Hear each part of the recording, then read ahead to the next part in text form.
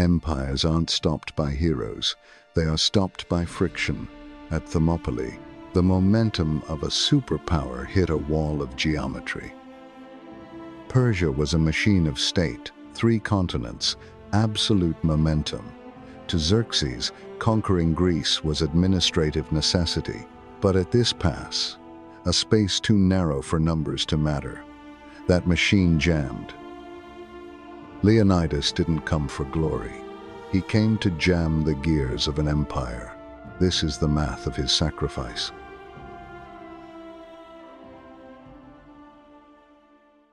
Thermopylae was not a battle. It was a transaction. The currency was human lives. The commodity being purchased was time. In September of 480 BCE, the Persian fleet shattered against the Greek line at Salamis. It was one of the most decisive naval battles in human history, and it almost never happened. 6 weeks earlier, at a narrow coastal pass in central Greece, a small force had bought the hours that made Salamis possible. They were not supposed to win. They were supposed to die slowly, and that is exactly what they did. The 72 hours bought at the hot gates did not save Sparta. Sparta was safe behind the fortifications of the Corinthian Isthmus. The delay saved Athens. Specifically, those hours allowed the Athenian politician Themistocles to transfer his civilian population to the island of Salamis. More importantly, it allowed him to keep the Allied navy intact, preserving the only asset capable of challenging Persian supply lines. It was this navy, not the Spartan infantry, that would eventually break the Persian logistical spine. Leonidas did not die to protect freedom in an abstract, poetic sense. He died to protect the evacuation timelines of a rival city-state that Sparta actively despised. This was the true strategic outcome of the failure, the conversion of a tactical defeat into a logistical delay that rendered the sheer size of the Persian army a liability. By forcing the Persians to pause, the Greeks forced them to consume their own supplies while achieving nothing. To understand what Thermopylae actually was, we need to strip away 25 centuries of legend. We need to understand why Persia came, why Greece was not united, why Sparta sent only 300 men, and why that number was not an act of bravery but an act of political hedging. The Persian Empire in 480 BCE was the largest political entity the world had ever seen. From the Indus River in the east to the Aegean Sea in the west, from the steppes of Central Asia to the cataracts of the Nile, the Achaemenid dynasty ruled over approximately 50 million people. This was not a tribal confederation or a loose network of client states. It was an administered empire with roads, standardized currency, a professional bureaucracy, and a communication system that could relay messages across 3,000 kilometers in under 2 weeks. The empire ruled through scale, administration, and psychological dominance. Most wars were decided before they were fought. Cities submitted, elites were preserved, resistance was punished publicly and remembered for generations. The Persian system did not rely on bravery. It relied on arithmetic. If they could bring superior mass to bear, they would win simply by displacement. The only enemy that could defeat them was starvation. The man who built this empire was Cyrus the Great. The man who consolidated it was Darius the First. And the man who inherited it was Xerxes, who took the throne in 486 BCE after his father died while preparing to settle an old score with the Greeks. 10 years earlier, the Athenians and a small contingent from the city of Eretria had supported a revolt by Greek cities in Ionia on the western coast of what is now Turkey.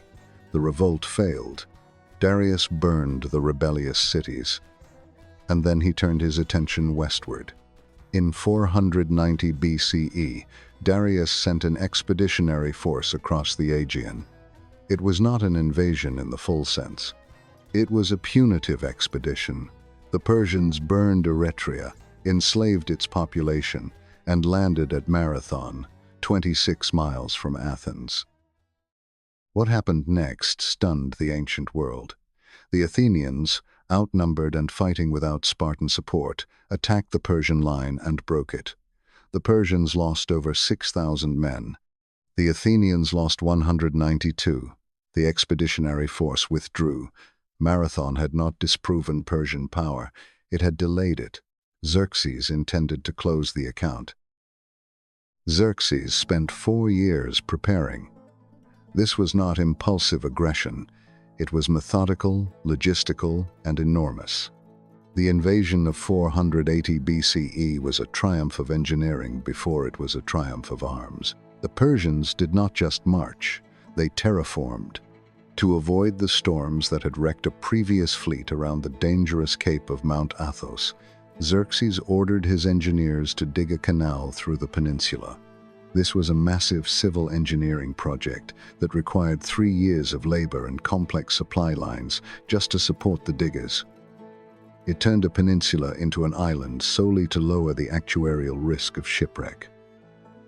They bridged the gap between Asia and Europe at the Hellespont with pontoon structures made of flax and papyrus cables so heavy they had to be manufactured in Egypt and shipped north.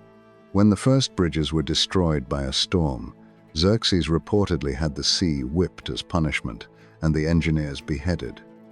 Then he built new bridges. This was not madness.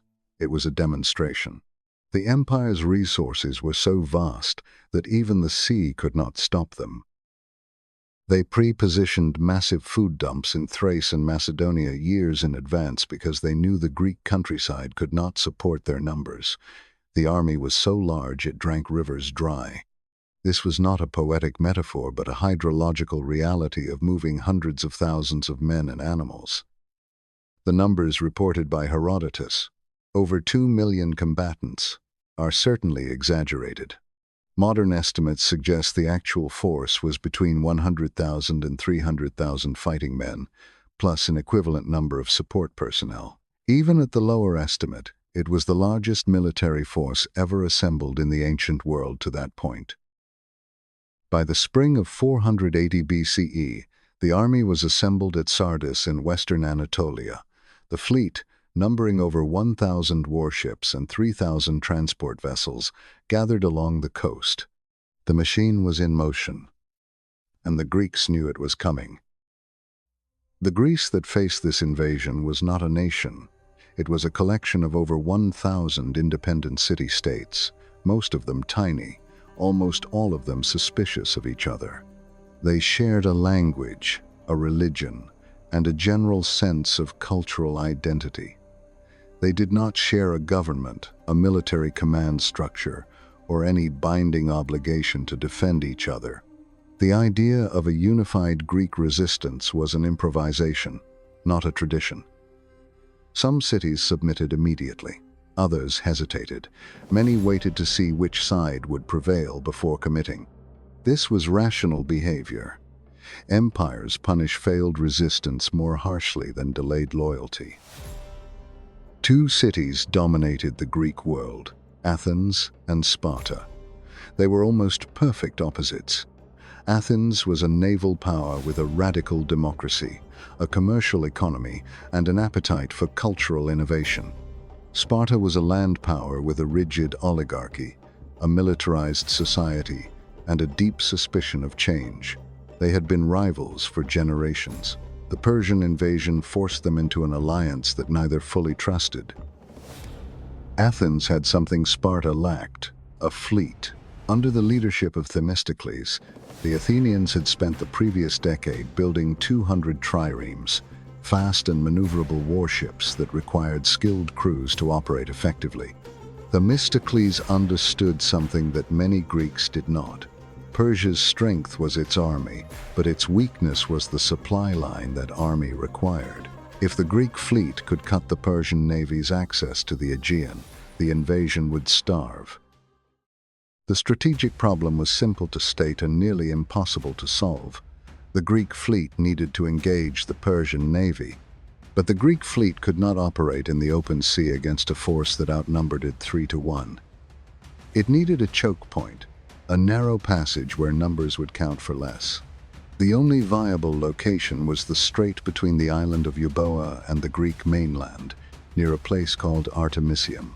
But if the Persian army marched unopposed down the coast, it would outflank the fleet and render the naval position meaningless. The Greeks needed to hold the army somewhere long enough for the naval engagement to happen. They needed a land choke point to match the sea choke point. They found one at Thermopylae. Sparta did not calculate odds the way other cities did. It calculated obligations. But we must discard the movie myth of individualistic super-soldiers. Sparta was a paranoid, totalitarian slave state.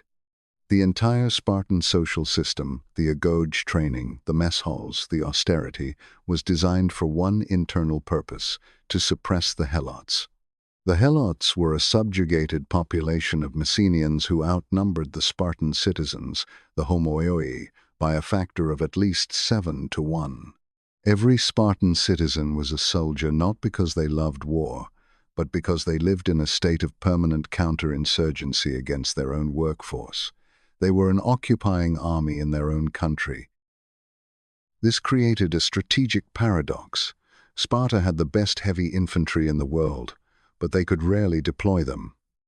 To send the main Spartan army abroad was to leave the homeland vulnerable to a slave revolt.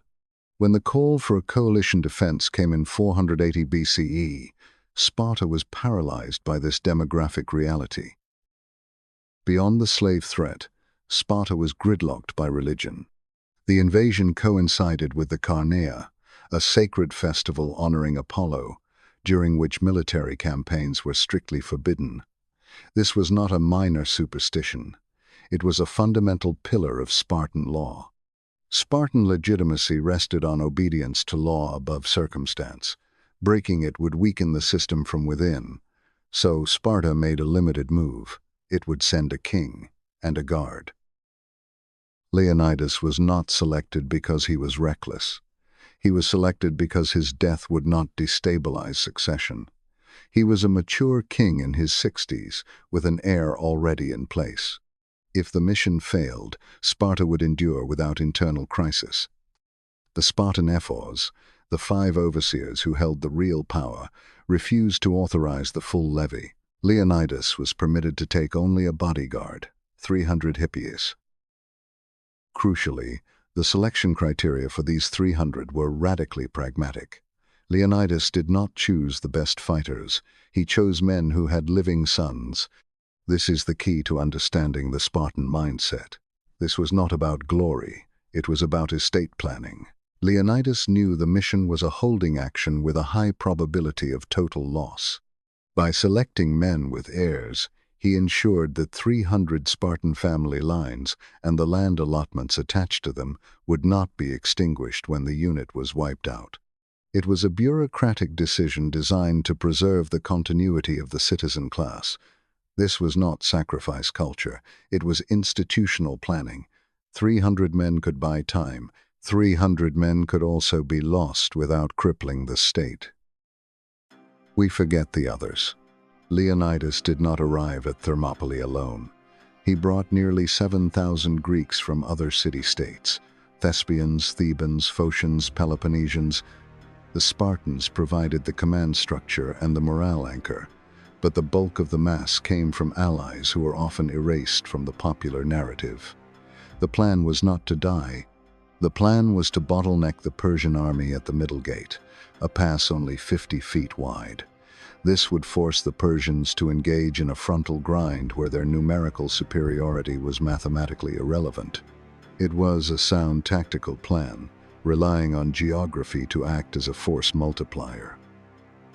Thermopylae means the hot gates, named for the thermal springs that bubble up through the rock. In 480 BCE, it was a coastal pass, barely wide enough for a single wagon at its narrowest point, squeezed between the mountains and the sea. Today, the landscape is unrecognizable. 25 centuries of sediment from the Spercheios River have pushed the coastline several kilometers out. The pass that once seemed impassable is now an open plain. The geography of Thermopylae was the primary weapon. The hot gates consisted of 3 narrow constrictions along the Malian Gulf. Leonidas chose the middle gate, where the pass narrowed to a track barely wide enough for 2 wagons to pass. Here, the Phocians had previously built a defensive wall to deter Thessalian raiders, which the Greeks hastily repaired. This terrain neutralized the Persians' greatest asset, their cavalry. In the open plains of Asia, Persian cavalry was devastating, a mobile strike force that could flank and shatter infantry formations. But in a narrow corridor bordered by a sheer mountain cliff on one side and the sea on the other, horses were useless logistic burdens. The mountains themselves, the Kallidromon Range, were considered impassable for a large force. There was a path, known to locals, that wound through the heights and emerged behind the pass. The Greeks knew about this path. They stationed 1,000 Phocian hoplites to guard it. It would matter later. Xerxes arrived at Thermopylae expecting the Greeks to flee. His army filled the landscape. Campfires stretched beyond the horizon. From the Persian perspective, resistance at the pass appeared irrational. Envoys were sent ahead demanding submission, earth and water. This ritual had worked before. Most cities complied without resistance. Leonidas refused. The message was not theatrical, it was final. Xerxes waited 4 days before ordering an attack. He believed delay itself would dissolve resistance. The sight of the army, the scale of it, the certainty of Persian victory, these were weapons that usually worked without bloodshed. At Thermopylae, they failed. The Greeks did not retreat. They did not negotiate. They prepared. The battle was determined by a fundamental mismatch in hardware technology. The Greek hoplite was an armored tank of the ancient world. He carried the aspis, a 3-foot concave shield faced with bronze and backed by layers of wood and leather, weighing nearly 20 pounds. He wore bronze greaves and a Corinthian helmet that restricted vision and hearing but offered maximum protection for the head and neck. His primary weapon was the dory, a 6 to 9 foot ash spear with a leaf-shaped iron head. The Persian infantry, by contrast, were equipped for mobility and skirmishing in vast open spaces. They carried wicker shields and wore linen armor. Their weapons were short spears and bows. In an open field, they could dance around the heavy Greeks and tire them out with missiles. But stuck in the bottleneck of Thermopylae, they were forced into a meat grinder where agility meant nothing and mass meant everything. When the lines collided, it was not a series of cinematic individual duels. It was a physics equation involving mass, pressure, and friction. The Greeks formed the phalanx, a dense block of men, usually 8 ranks deep, shields overlapping like fish scales. The rear ranks pushed forward, pressing their shields into the backs of the men in front. This was the othismos, the shove. It was closer to a rugby scrum than a sword fight. The front ranks of the Persians were physically crushed against the bronze wall of the Greek shields. Their wicker defenses shattered under the impact. Their short spears could not reach the Greek bodies, while the Greek dory could strike from the 2nd or 3rd rank. The Persians were not fighting men, they were fighting a machine. On the 5th day, Xerxes sent the Medes forward. The Medes were experienced soldiers from the empire's heartland. They advanced into the pass and met the Greek phalanx. Wave after wave went forward. Wave after wave broke against the Greek line. The narrow front meant that the Persian numerical advantage was actually a distinct disadvantage. The pile of dead bodies eventually became so high, it acted as a grisly rampart, further impeding the Persian advance.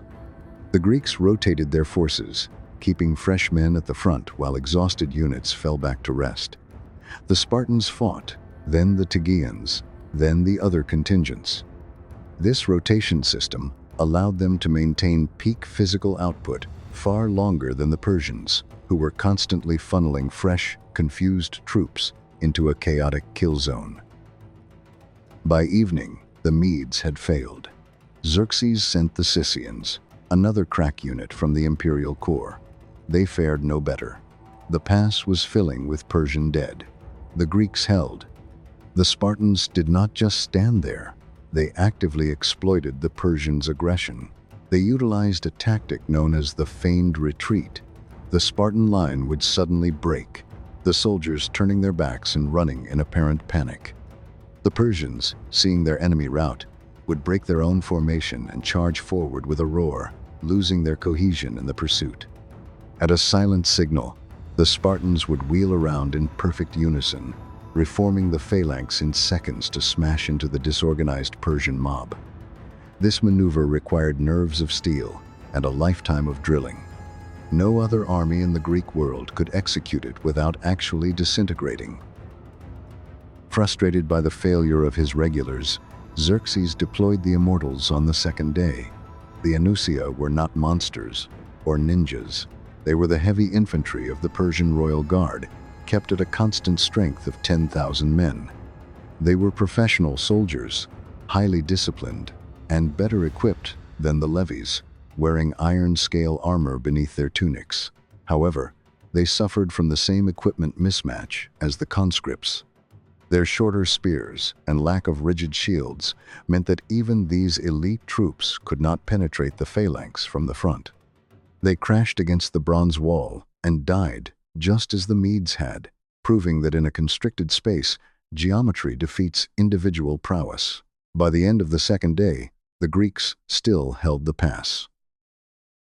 Every hour the Greeks held was an hour Athens used to evacuate, an hour fleets assembled, an hour command decisions solidified elsewhere. The Greeks at Thermopylae were not defending land. They were defending sequence. The stalemate was broken not by Persian force, but by a failure of Greek counterintelligence. The existence of the Anapeia path, a goat track that wound through the mountains and bypassed the hot gates, was not a military secret. It was a well-known local feature used by shepherds. Enter Ephialtes of Trachis. History has painted him as a deformed monster, a physical manifestation of moral rot. In reality, he was likely just a local opportunist. He was not a traitor to Greece, because Greece did not exist as a political entity. He was a man looking for a payout from the winning side. His motivation was likely monetary, but his action was not an aberration. It was an inevitability. The secret path was not a secret.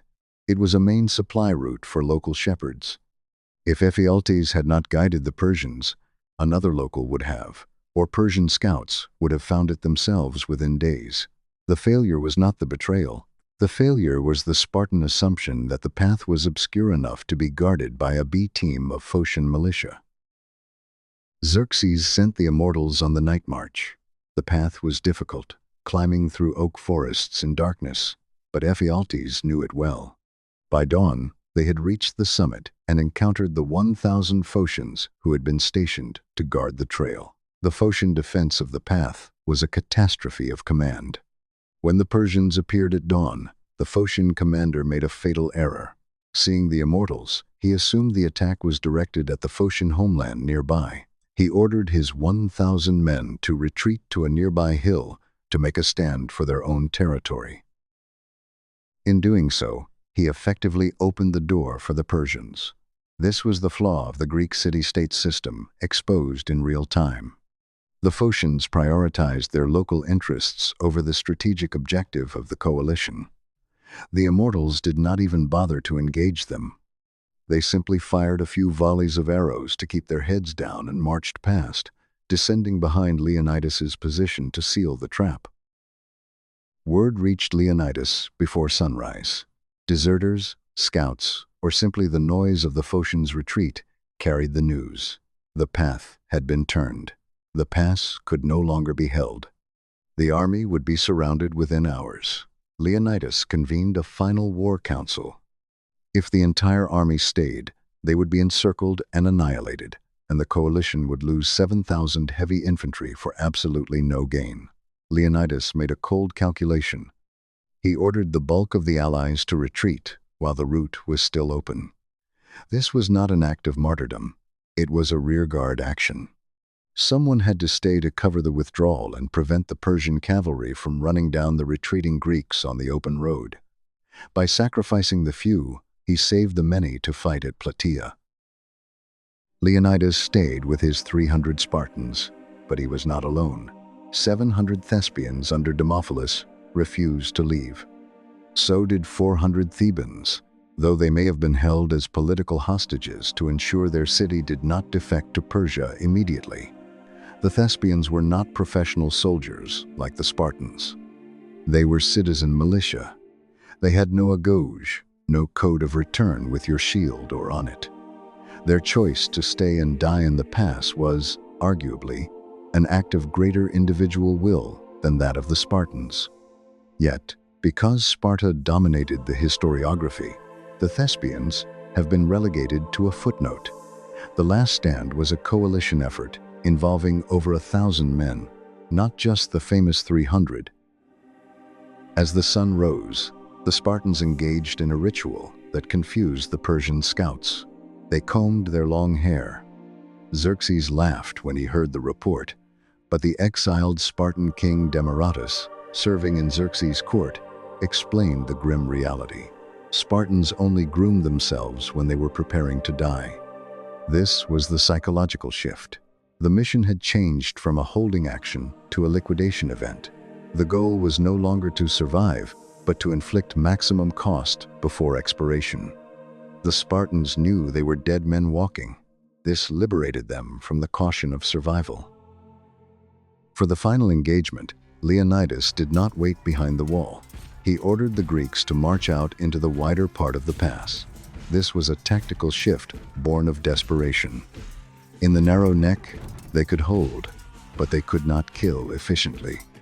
By moving to the wider ground, they could bring their full weight to bear and drive into the Persian mass. They fought with the fury of men who have accepted their fate. They drove the Persians back, forcing them into the sea and over the cliffs. Persian officers had to use whips to drive their men forward against the Greeks, a testament to the sheer terror the dying Spartans inspired. The physical toll was horrific. The Greek spears, durable as they were, eventually shattered from the force of the impacts. The battle devolved into a brawl. The Greeks drew their scyphos, short leaf-shaped swords used for close-quarters butchery. They fought with swords until the blades snapped. They fought with hands, feet, and teeth. This is not hyperbole. It is the reality of desperate men in a kill box. Leonidas fell early in this phase. The fight over his body became a focal point of the battle. The Spartans, displaying a fanaticism that stunned the Persians, drove back the enemy 4 times to recover their king's corpse. This was not sentimental, it was political. To lose the king's body was a disgrace that could affect the succession and the morale of the state. They dragged him back, even as their numbers dwindled to a handful. Broken, weaponless, and exhausted, the survivors retreated to a small hillock known today as Colonos Hill. Here, they made their final stand.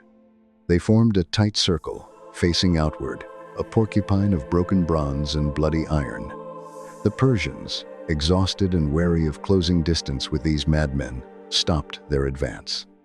Xerxes, seeing the cost of further melee, ordered his troops to pull back. He would not grant them a warrior's death in combat. He would erase them from a distance. The end did not come with a clash of steel. It came with the whistling of arrows. The Persian archers rained volley after volley into the cluster of survivors on the hill. It was an industrial execution. Archaeological excavations at Colonos Hill in 1939 confirmed the narrative. They found hundreds of bronze arrowheads of the Anatolian type, buried in the soil where the last defenders stood. The battle ended in silence. The road south was open. Xerxes walked the battlefield afterward. He found Leonidas's body and ordered it decapitated and crucified. This was unusual. The Persians typically treated fallen enemies with respect. The desecration suggests how much the 3 days of humiliation had cost Xerxes. It was an act of rage, not policy. The Greeks would remember. The immediate result of Thermopylae was exactly what Xerxes intended. The pass was open. The Persian army poured into central Greece. The Greek coalition fractured. City after city submitted or was destroyed. Athens was evacuated. The Persians entered the empty city and burned the Acropolis. The war seemed over. But something else had happened during those 3 days at the pass. The Greek fleet at Artemisium had fought the Persian navy to a draw.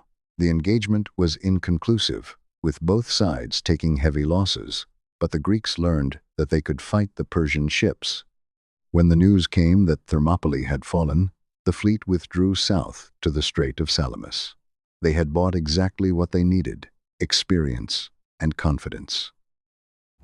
The time purchased at Thermopylae also allowed the evacuation of Athens. The city's population, over 100,000 people, was transported by ship to the islands of Salamis and Aegina. This was one of the largest emergency evacuations in ancient history, and it could not have been completed if the Persian army had arrived earlier.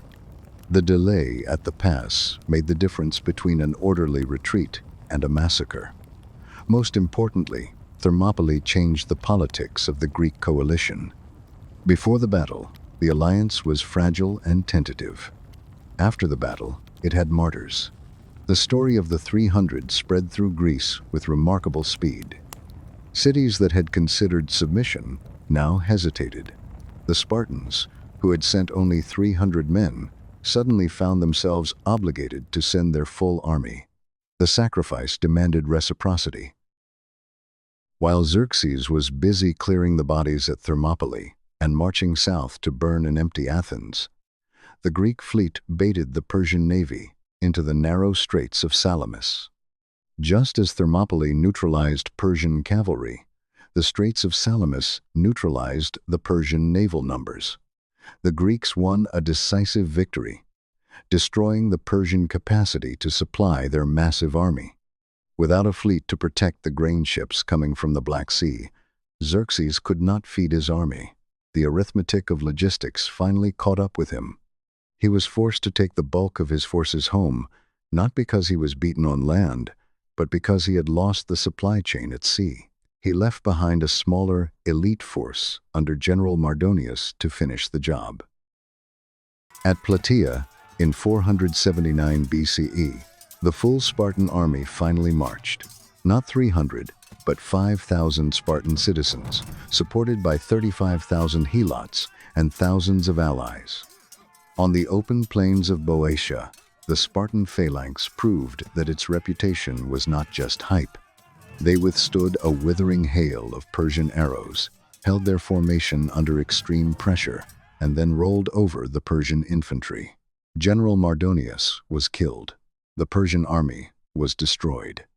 The invasion was over. Thermopylae was the delay. Salamis was the turning point. Plataea was the execution. We must now ruthlessly dismantle the propaganda that has encrusted this battle for 2,500 years.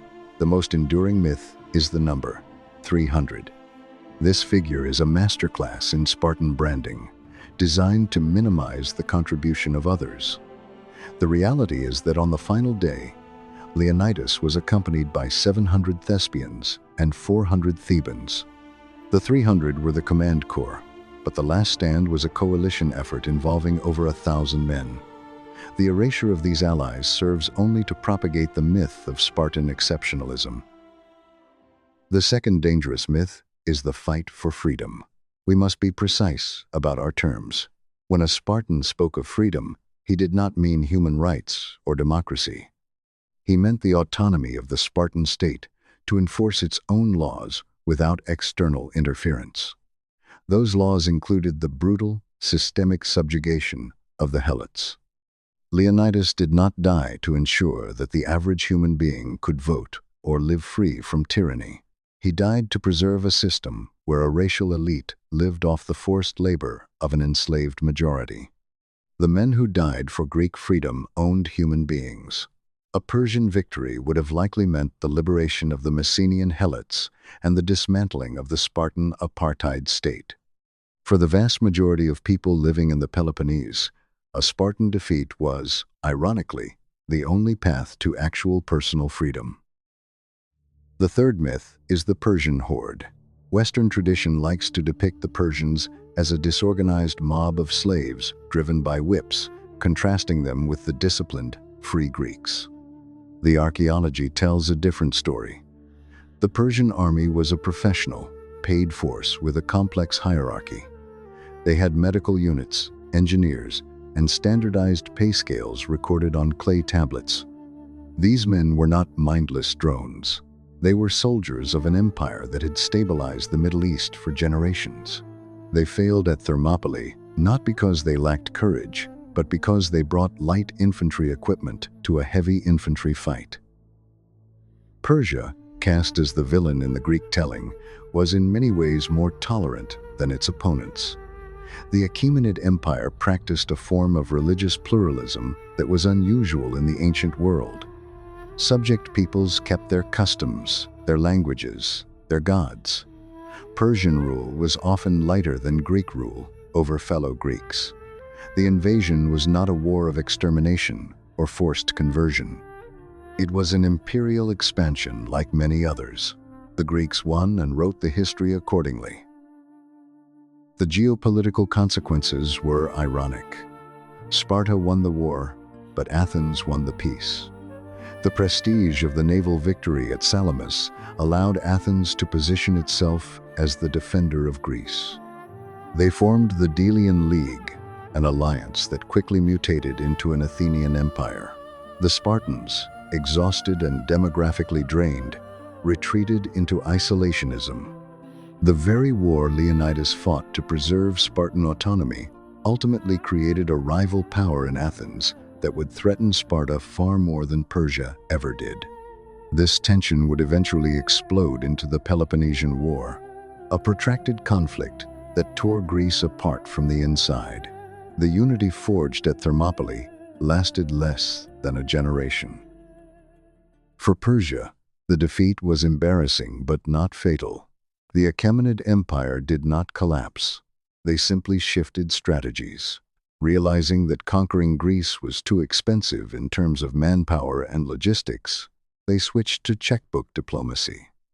For the next century, Persian gold would fund Spartan wars against Athens and Athenian wars against Sparta.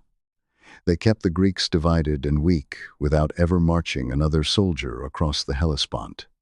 In the long run, the Persian system proved far more resilient than the Greek coalition. But the most dangerous legacy of Thermopylae was the effect it had on the Spartan psyche. The myth of the 300 became a trap. Sparta began to believe its own propaganda. They became convinced of their own invincibility, believing that Spartan spirit was a substitute for strategy and innovation. They refused to innovate tactically, believing the phalanx was perfect. They refused to reform their social system, clamping down harder on the helots instead of integrating them. They stopped producing enough children to replace the soldiers they lost, leading to a catastrophic population decline the Greeks called oliganthropia. The worship of the Thermopylae ideal led to a rigid, brittle state that could not adapt to a changing world.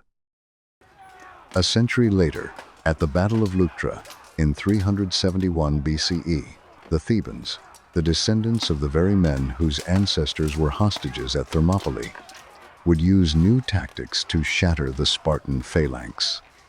Epaminondas of Thebes refused to play by Spartan rules. He deepened his line and flanked them. They broke the myth. Once the world saw that Spartans could be beaten in open battle, the spell was broken. The Helots revolted. The Spartan system collapsed. The rigid adherence to the code of Leonidas, without the pragmatic adaptation he displayed in life, ultimately doomed the state he died to save. The Greek victory in the Persian Wars preserved the independence of the Greek world during the period of its greatest cultural productivity. The century that followed Salamis and Plataea saw the construction of the Parthenon, the dramas of Aeschylus and Sophocles and Euripides, the philosophy of Socrates and Plato, the history of Herodotus and Thucydides. None of this was inevitable. All of it depended on a political freedom that Thermopylae helped preserve. The famous phrases attributed to the battle may or may not be authentic. When a Persian messenger warned that Persian arrows would be so numerous they would block out the sun, the Spartan Dionysus allegedly replied that this was good news, for then they would fight in the shade. When Xerxes demanded the Greeks surrender their weapons, Leonidas supposedly responded with 2 words, molon labe, come and take them. These phrases may be historical. They may be inventions. They have become part of the cultural inheritance of the West regardless.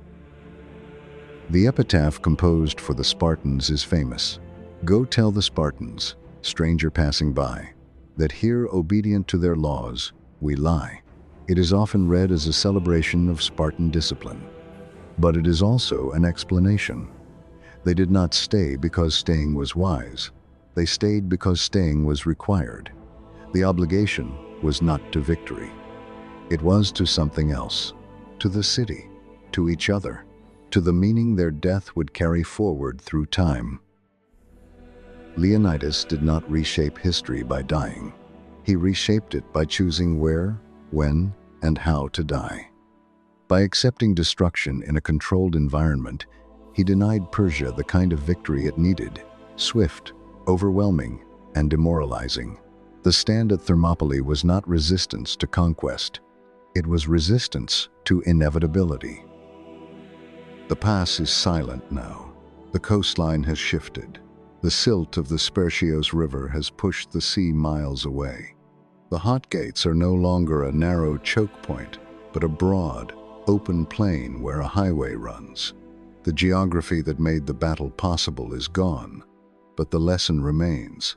Systems beat individuals. Logistics beat bravery.